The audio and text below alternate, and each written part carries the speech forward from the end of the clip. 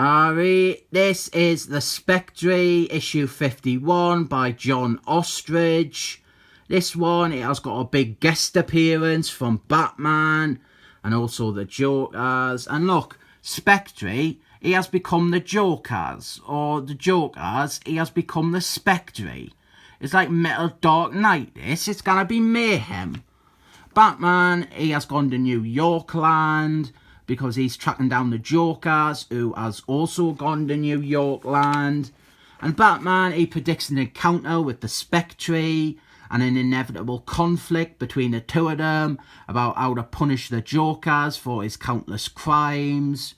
There's also an incorrect footnote there. It lists issues 450 and 451, when it actually means 540 and 541.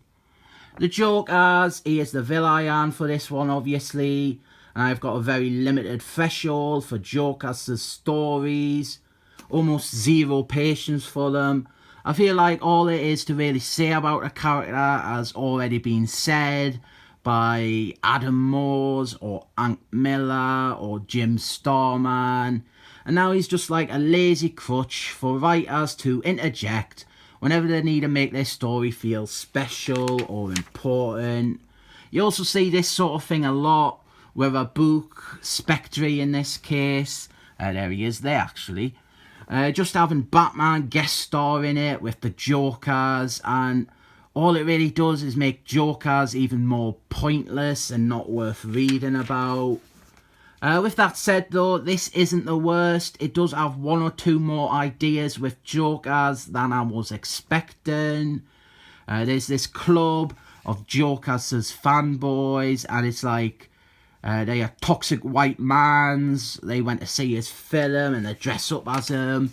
And Jokers, the real one, he shows up at their club and he's gonna kill them all because he is proper crazy. And then Batman, he shows up to stop him. And then the Spectre, he shows up to stop him as well. The Spectre, he wants to administer Spectre justice to Jokers. And then a big hand comes out of his belly with a big gun and it shoots some of the cosplayers. And then the comic becomes rubbish because Spectre gets inside Jokers' head. And Jokers, he is so proper crazy that he's able to trap Phil Spectre, the Spectre's human host, that's him there. Jokers' brain is so proper crazy, it traps Phil Spectre inside of it. And now Jokers, he is the host for the Spectre. And how is Batman gonna get out of this one?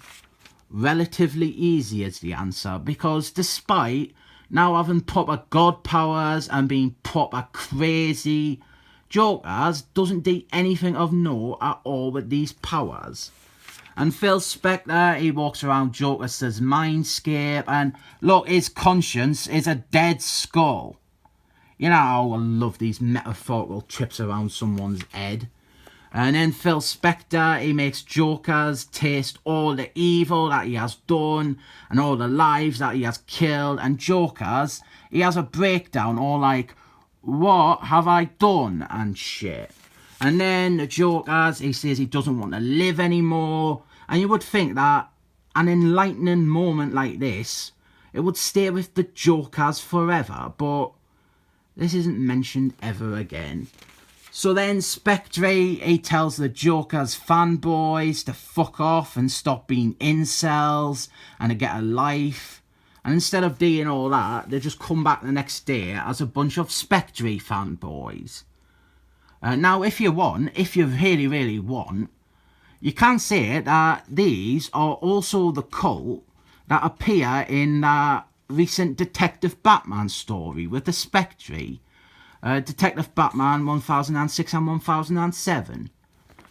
I didn't like the Jokers though. I didn't think there's any life left in that character. He's been overused and made irrelevant. I do think that there are a few ideas here that work. The stuff about toxic fandom or whatever, I think that worked. And I think since Jokers is such an absolute, he's not the worst choice to throw at the Spectre. But I feel that this suffers from the same problem that a lot of Joker's appearances and his guest appearances suffer from. Joker's, he is the centre of attention. He's inexplicably the most important, and he's somehow able to dwarf characters that he shouldn't. We had that here where he was just able to trap Phil Spectre in his mind. And then the stuff with Joker's having Spectre's powers, it was completely inconsequential. I mean, it's alright mostly. I rate it 7 thumbs up.